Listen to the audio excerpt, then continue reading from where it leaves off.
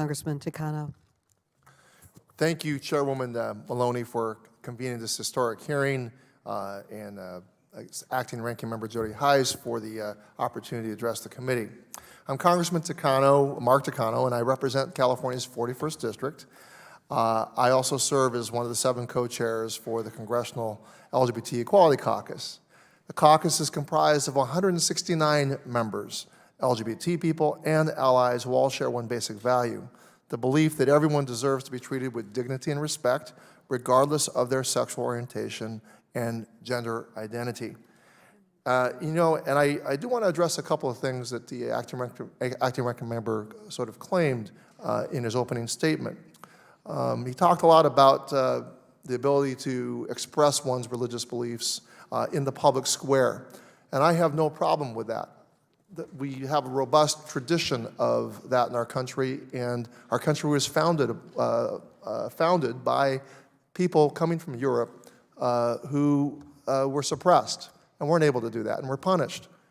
But we need to make a distinction between the public square and public accommodation and entities that are supported by federal dollars, or entities that are given certain kinds of dispensations, tax-free status because of what they are. And we have certain expectations that anything favored by the government or supported by the government treats all people equally. So the public square is different from this idea of public accommodation. Alexis de Tocqueville, when he was traveling around our country in the early 1800s, noting the differences between the old world of Europe and this new democracy in America, he was very curious to see how religion operated in America. And he, as I recall, he noted the corruption that occurred when the state favored religion, and that the religion itself became corrupt. And he saw the possibility that in America, where religions had to compete on equal ground for the souls of Americans, that kept religions more pure. And so I offer that as a kind of way to look at how we regard religion in America, that the government has to be this neutral place, neither favoring or disfavoring any religion. And that if any taxpayer dollars go to an institution, that institution has to treat everyone fairly and cannot discriminate, and cannot use religious liberty as the reasoning for why it would discriminate. Now, as a former teacher, I'm particularly attuned to the ways in which children are affected by government and policies, because LGBTQ children are very, very vulnerable. The rates of suicide are much higher among young Americans who are LGBTQ. Now, the gentleman noted the appointment of Richard Grinnell as evidence that this administration bears no ill will toward LGBTQ people. Well, I'm going to say that the appointment of one gay person to an important post does not compensate for the systematic discrimination against LGBT people that affect millions of people. So one person is not evidence of a benign executive. It's actually an insidious argument. So let me just sort of outline these policies that have been pursued by the Trump administration, despite the president's claims that he was going to be for LGBTQ people in his campaign.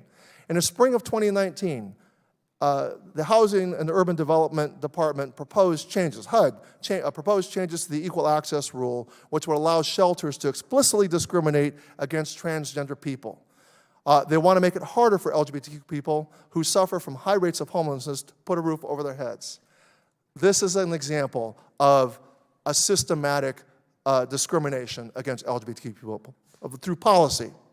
And the appointment of one person who's LGBTQ to an important post does not compensate for that. Last fall, the Trump administration made legal arguments before the Supreme Court that would limit non-discrimination protections under Title VII, which exists to prevent people from being fired for their sexual orientation. They want to give employers the power to fire you based solely on who you are or who you love. I say religious liberty does not extend to to firing people based on who they are. And they've also given taxpayer-funded organizations that provide essential social services the power to turn away LGBTQ people seeking their services. And the list goes on. In addition to attacking LGBTQ Americans and their place of work and threatening their ability to have a safe place to live in, this administration has rolled back protection in schools. In 2019, Secretary of Education Betsy DeVos refused to confirm whether or not her department supports policies that prohibit discrimination on the basis of sexual orientation or gender identity. But we don't need her to admit this. We know that this is happening and that she's failing LGBTQ youth. She did acknowledge, however, in her 2017 decision to roll back key Title IX interpretation that disproportionately affects transgender students. And it's true. It's a shame that the Secretary is hell-bent on rolling back protections for students who need it most. And as a former teacher, as I said, this is personal to me. I want to ensure that schools are welcoming for all students, regardless of their gender identity or sexual orientation. All Americans, and especially children, deserve equal protection under the law.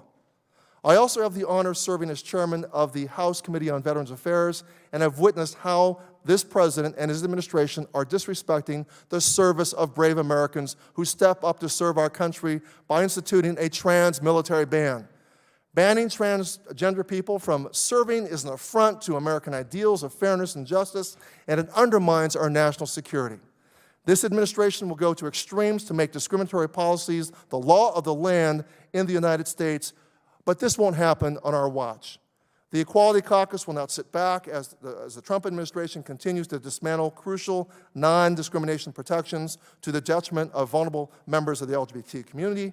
We have decades of experience in fighting back against these types of homophobic attacks, and while it is disheartening to still have to wage these battles in 2020, we have no plans to back down. We will fight this taxpayer-funded discrimination and continue to defend the LGBTQ Americans. And once more, I end with this thought: the appointment of one single LGBT person to a position of importance does not compensate for the systematic assault on the dignity of LGBTQ Americans.